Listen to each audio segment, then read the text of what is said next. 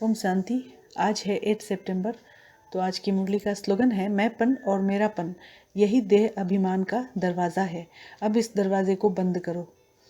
तो बाबा आज हमको बोल रहे हैं कि मैंपन और मेरापन अगर हमारे अंदर है, इसका मतलब है कि हम अभी भी देह अभिमान में हैं। क्योंकि एक देह के अभिमान के चलते बाकी सभी विकार हमारे अंदर एंटर हो जाता है। इसलिए बाबा ने बोला है कि इस दरवाजे को बंद करो, क्योंकि ज़रा भी कहीं से भी कुछ भी लीकेज होगा या खुला हुआ होगा तो बाकी सभी चीज़ हमारे अंदर एंटर हो जाती है। तो सबसे पहले तो देह अभिमान आता है और उसके पीछे पीछे फिर काम विकार आ जाता है। 5 विकार, काम, क्रोध, लोभ, मोह और अहंकार। तो एक देह भान के चलते बाकी सभी विकार स्वतः ही एंटर हो जाता है। तो हमको देह अभिमान को जड़ से समाप्त करना चाहिए और तीव्र पुरुषार्थ करना चाहिए। तो इनसे हमको छुटकारा पाना है। तो छुटकारा करने के लिए तो पहले हमको देह अभिमान को ही समझना चाहिए कि देह अभिमान होता क्या है। जब हम ये मान लेते हैं कि मैं आत्मा नहीं, मैं शरीर हूँ, तो यह देह अभिमान होता है। मैं और मेरापन का भान यह देह अभिमान होता है।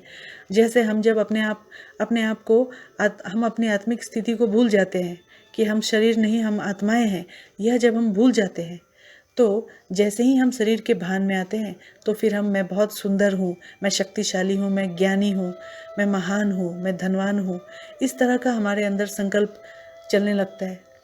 मैं वकील हूँ, अपने पेशे के बारे में भी हम सोचने लगते हैं कि मैं वकील हूँ, मैं डॉक्टर हूँ, मैं संपत्तिवान हूँ।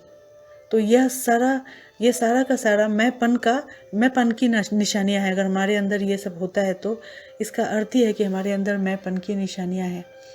तो हमको इससे छूटना है। अगर हम किसी से लड़ते हैं, झगड़ते हैं और हम उसको रौब दिखाते हैं तो यह भी देह भान है। कोई भी बात पर अगर हमको बहुत जल्दी गुस्सा आ जाता है, जैसे कभी कभी हम बहुत जल्दी रिएक्ट कर देते हैं, इंस्टेंट रिएक्शन देते हैं, तो यह भी देह भान है। क्योंकि हमको अक्सर करके तो पता ही नहीं होता है कि देह अभिमान क्या चीज़ है, और हमारी छोटी छोटी सूक्ष्म संस्कारों से वो दिखाई देता है पर हमको उसका आभास नहीं होता। कोई भी अगर हम उल्टे सुलटे कार्य करके नुकसान कर देते हैं और बदनामी होती है हमारी, तो यह भी देह अभिमान है। दूसरों के ऊपर अहंकार दिखाते हैं हम कभी कभी अपने को, और दूसरों को हम दुख भी दे देते हैं, दुख दर्द देते रहते हैं, तो यह भी देह अभिमान की निशानियां हैं। अपनी देह को हम सजाते संवारते रहते हैं, उसके प्रति ही आकर्षित होते रहते हैं। और बाबा कभी कभी कहते भी है मुरली में कि नाम रूप में फंसना। तो नाम रूप में फंसना अर्थात ही जब हम अपने आप को सजाते संवारते हैं और दूसरों की देह के प्रति आकर्षित भी होते हैं, तो इसी को कहते हैं नाम और रूप में फंस जाना। इंद्रियों के सुखों के पीछे भागना भी देह अभिमान होता है।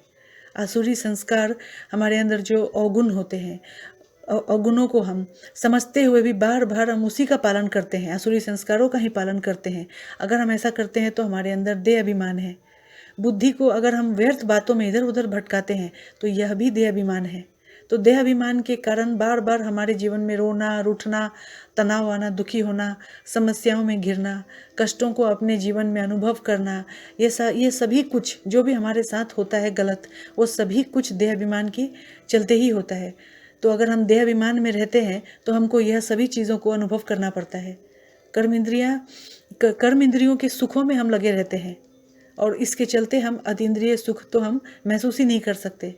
तो सबसे पहले तो हमको देह अभिमान को ही हटाना होगा, क्योंकि इस देह अभिमान के कारण हमारे जीवन में 5 विकारों की प्रवेशता सहज ही हो जाती है।